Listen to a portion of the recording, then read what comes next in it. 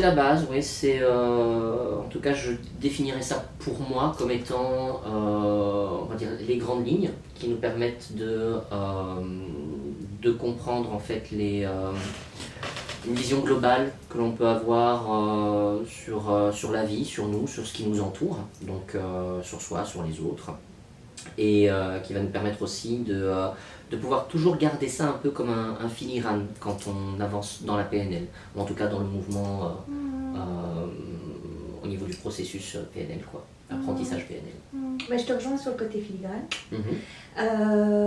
Et moi je rajouterais que en fait en PNL, depuis son évolution, il y a eu tellement de personnes qui sont intéressées à la PNL, tellement de techniques différentes, de cartes du monde différentes dont on va parler après, que ce qui permet en fait de créer un socle commun, c'est les présupposés. Oui, parce que voilà, c'est vraiment la philosophie, toutes les croyances qu'on fait siennes en tant que PNListe, même s'il y en a qui disent qu'on n'est pas PNListe, bref, nous on va utiliser PNListe, tu es d'accord avec ça?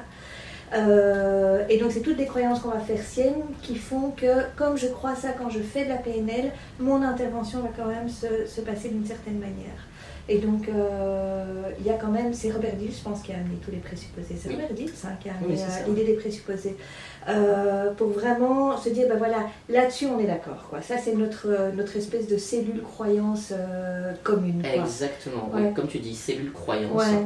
Et à partir du moment où on comprend, où on intègre ces présupposés, ça nous permet aussi de garder vraiment une ligne conductrice. Ouais, c'est ça. Ouais. Et moi je dis parfois en formation, alors je vais faire un petit à côté, par exemple quand tu fais de la PNL, tu as certaines croyances, à côté si à un moment donné je fais des constelles, ben, j'ai d'autres croyances aussi. Parce que voilà, dans ton intervention c'est vraiment important, à ce moment-là tu crois ça. Bien que pour ma part, les croyances de la PNL, je les intègre dans ma vie de tous les jours. Idem, c'est la même chose, elles font sens. Ouais, et que c'est pas juste j'interviens avec la PNL, mais que c'est devenu vraiment une espèce de philosophie de vie. Oui, parce que c'est quelque chose que tu peux finalement, on va dire, confronter à ton propre vécu. Tu prends un présupposé, puis ah ouais, là derrière il y a ça, effectivement. Je vais faire la PNListe, tu pourrais me donner un exemple concret? Alors, qu'est-ce que je pourrais te donner comme exemple concret? Bah oui, on pourrait partir sur la carte n'est pas le territoire. Effectivement, ça c'est, je crois que c'est peut-être le présupposé par excellence de la PNL, voilà, de base. Je crois même que c'est peut-être le premier qu'on retrouve souvent dans les listes. Et c'est vrai, voilà, on va avoir une expérience personnelle qui nous est propre, mais qui n'est pas la même pour chacun. Et bien souvent, on a tendance à vouloir exporter un petit peu nos expériences personnelles en disant, bah oui, bien évidemment, on va le coller sur les autres. Si j'ai eu cette expérience-là, bah, les autres les ont eu aussi, donc forcément. Et on part un petit peu de cette idée-là, et puis quand on comprend que bah non, on est tous différents et qu'on a une lecture de la situation qui est différente, bah, ça nous permet de pouvoir aussi respecter ce qui se passe chez l'autre. Tu sais que quand on a fait notre formation en PNL, parce qu'on a fait notre formation en PNL, quand j'ai fini les bases, ils nous avaient demandé un petit témoignage. Et moi, ça a changé ma vie, ce présupposé. Et j'avais mis, en fait, ce que m'a apporté les bases en PNL, c'est le fait que quand je parle avec quelqu'un, maintenant, quand il y a des trous, donc des parties que je ne comprends pas, en fait, je pose des questions plutôt que de plaquer ma carte du monde et d'interpréter, en fait, des parties. Et ça, chez moi, ça a vraiment changé quelque chose, ce présupposé-là. De me dire, ok, en fait on peut vivre la même situation, mais suivant dans ma tête, mes valeurs, mes croyances, la façon dont je perçois le monde, en fait je vais percevoir la réalité d'une certaine manière, et je peux être à côté de toi, qui n'a pas le même modèle de croyance, et qui va percevoir la situation d'une manière tout à fait différente. Et ça, moi, ça a vraiment... Voilà, pour moi, c'est vraiment le présupposé de base qui a changé quelque chose, quoi. Entièrement d'accord, c'est vrai. Et ça ouvre aussi par rapport à ce présupposé-là, pas mal de protocoles aussi qui se sont créés autour de ça, finalement. On prend par exemple le protocole des perceptions perceptuelles, c'est aussi ça. Finalement, chacun a une vision différente de la même situation et ça nous permet d'aller expérimenter, on va dire, ce que chacun a vécu d'une manière différente. Donc, et c'est vrai que quand on l'intègre dans notre vie de tous les jours, ça nous permet vraiment aussi... une prise de recul, donc comment d'observation. Je me mets dans mes chaussures, comment je me mets dans les chaussures de l'autre et comment je deviens aussi observateur de la situation. Et toi, en dehors de ce présupposé-là, c'est lequel en pourquoi fait j'attendais cette question? Je ne sais pas. Moi, un présupposé qui a été très important pour moi, ça a été il n'y a pas d'erreur avec du feedback. Parce que je pense qu'avant ça, j'avais un côté, un espèce de besoin de toujours bien faire, d'être parfaite, que tout soit...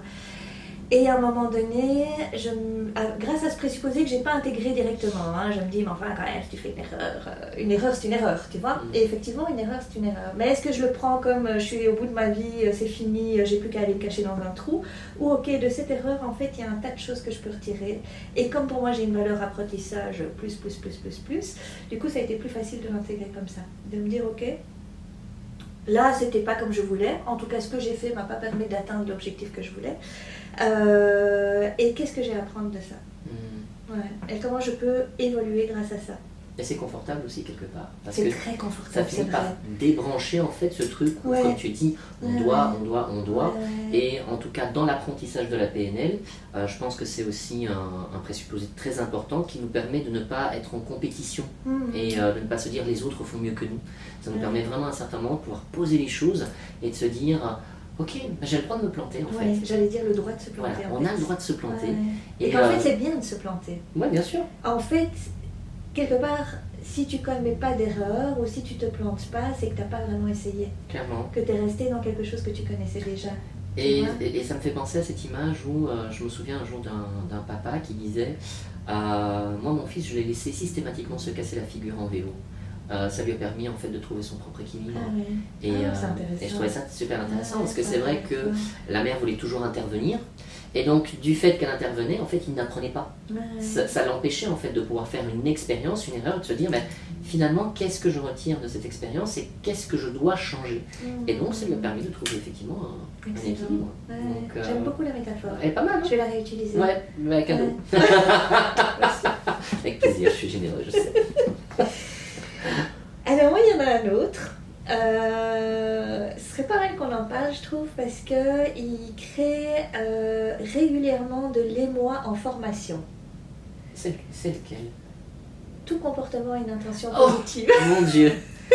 Alors ça, c'était celui qui m'avait fait le plus réagir. Ah, mais voilà. Et moi, quand je le dis, tout comportement a une intention positive, c'est le moment où je calibre. Et souvent, je vois un peu des visages qui se crispent. Bien sûr, moi ça m'avait fait à l'époque... Comment ça se fait toi? Qu'est-ce qui t'avait fait bondir? Alors parce que je me disais, est-ce que c'est vrai ça? Que forcément derrière ça... Ouais, alors si on le prend, on va dire, avec un regard très éloigné, une grosse observation, on va se dire oui, mais dans l'instant, non. Non, je suis désolée, là t'as voulu faire du mal, t'as fait du mal. Le gamin qui me vole mon magasin, il n'y a rien de positif là-dedans. Voilà. Mais en fait, oui, il y a toujours effectivement les comportements qu'il y a là derrière, il y a une raison, il y a un noyau à ça, une décision finalement qui est prise. Et donc, c'est pas sans raison. Et ça nous permet encore une fois de pouvoir prendre du recul quand on se rend compte qu'il y a toute une mécanique finalement au niveau donc, du comportement. Et les comportements, c'est quand même quelque chose qu'on va voir en PNL, qui va nous en dire beaucoup sur qui nous sommes. Et finalement, c'est ça qu'on fait, c'est réapprendre à changer nos propres comportements, quelles sont les croyances qui sont derrière, etc. Donc finalement, ce présupposé, on tire un fil qui est énorme derrière ça. Et ça nous permet de comprendre aussi que quand on est face à quelqu'un, au comportement qu'il peut avoir dans une relation, que ce soit une relation, on va dire, plutôt équilibrante ou moins équilibrante, on va pouvoir comprendre que le fonctionnement de la personne, effectivement, il y a une intention positive, qui est peut-être mal exprimée, mais il y a une intention positive. Et surtout dans le cadre de l'accompagnement et des choses comme ça, de pouvoir... accueillir, en tout cas je vais parler de partie parce qu'on parle beaucoup de ça en PNL, la partie de la personne qui a ce comportement et de pouvoir rechercher avec elle en quoi ce comportement essaye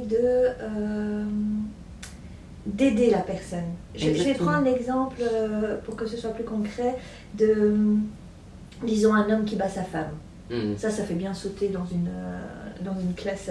L'homme qui bat sa femme a une intention positive derrière le comportement de battre sa femme. C'est un salopard. Absolument. J'invente. Imaginons que ce gamin lui-même ait subi de la violence petit, de la part de son père, j'invente.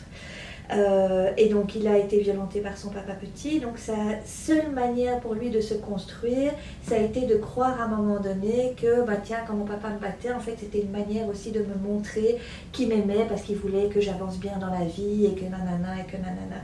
Donc quelque part moi en reproduisant ce comportement-là, c'est pas que je me dis qu'en tapant sur mon fils je vais faire la même chose, mais ça légitime quelque part le fait que moi je l'ai vécu et ça me permet encore de regarder mon papa avec l'œil d'un enfant vis-à-vis de son papa.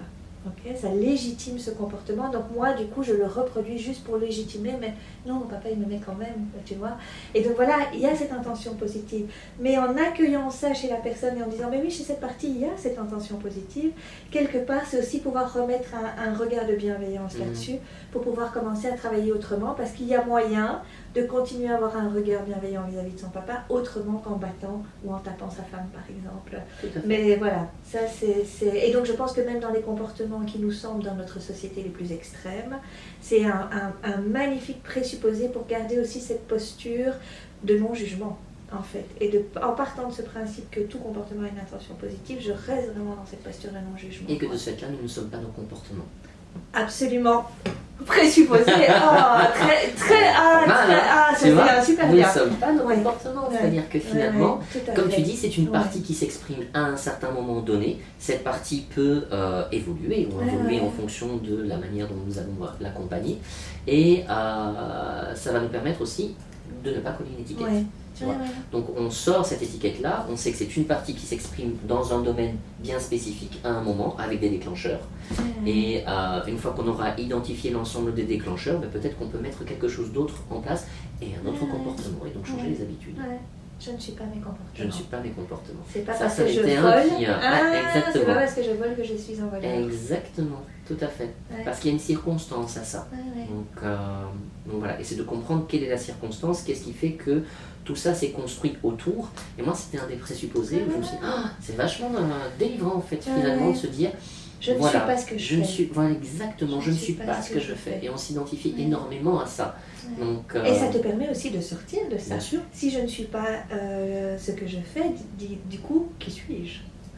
Et là, ça revient toujours à autre chose. Mais ça te laisse aussi une vachement plus grande perspective. Tout à fait. Tu vois, si tu n'es pas tes comportements. Or, on s'identifie énormément, que ce soit à notre métier, à notre maison, à nos relations. Mais comment est-ce qu'on existe, comme tu dis, au-delà de tout ça? Donc je trouve que ça, se présupposer, pour moi en tout cas, c'est quelque chose qui est venu énormément me chercher quelque chose. Me chercher. Tout d'un coup, je me dis, ok, super, ben voilà, je peux être comme ça par moment, mais ça ne me définit pas. Voilà. Oui, laissez-moi Et ça fait du bien de ne pas être défini, tu vois, comme ça. C'est très libérateur. Et de se dire que de ce fait-là, s'il y a des choses qui nous dérangent, on peut aussi les changer. Voilà. Donc le côté se dire, ouais, mais c'est plus fort que moi. À cet instant. Et ce n'est qu'un comportement. Et ce n'est qu'un comportement. Comme fumer. Tout à fait. Ce n'est qu'un comportement. Que je légitime ou pas. Ouais, tout à fait.